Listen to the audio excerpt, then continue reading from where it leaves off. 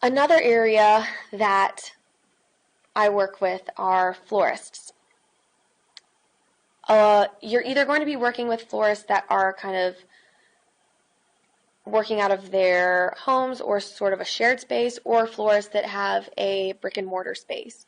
So a lot of times the brick and mortar florist will come to you and they have either already consulted a lawyer or they've already dealt with zoning and business licensing, and they just need some sort of either updated contract or want you to go over their contract to make sure that it's still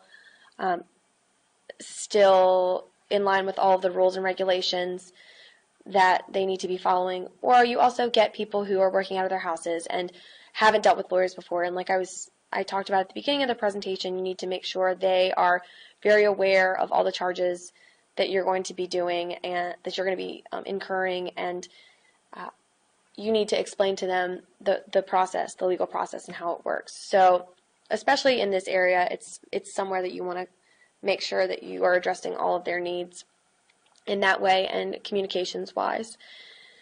One of the bigger areas for florists is you need to make sure that you put a clause in their contract for exclusivity.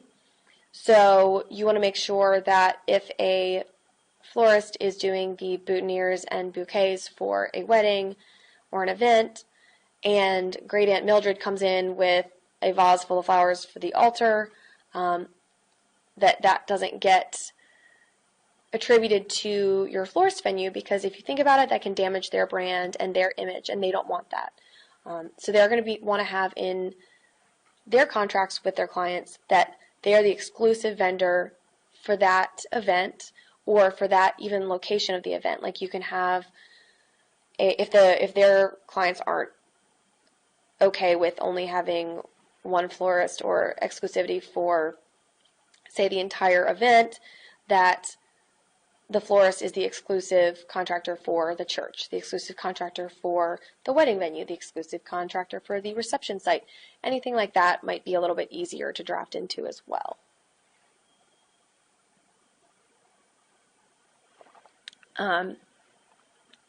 Another big issue for florists is addressing the transporting of flowers across state lines, because there are rules and regulations that govern that sort of interstate travel with flowers. One of the things that you can do, a really easy resource to go and find information, is the National Plant Board. Their address is on this slide. It's nationalplantboard.org, and then they have a section dedicated to laws and regulations by state. So if you are traveling from state to state with flowers, you'll be able to know exactly what you're dealing with there.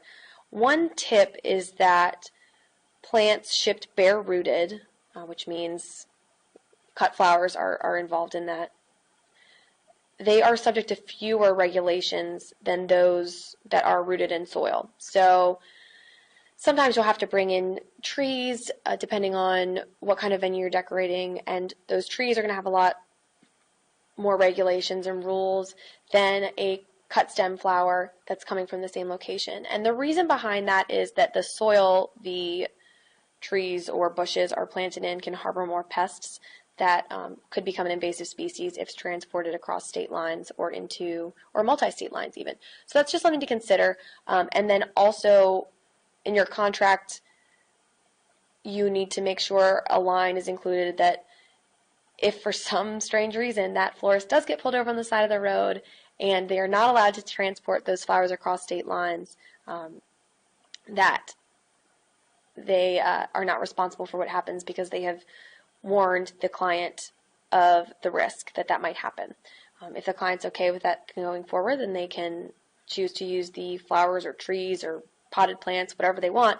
But if a client is not comfortable with that, they need to make other arrangements or pick different flowers.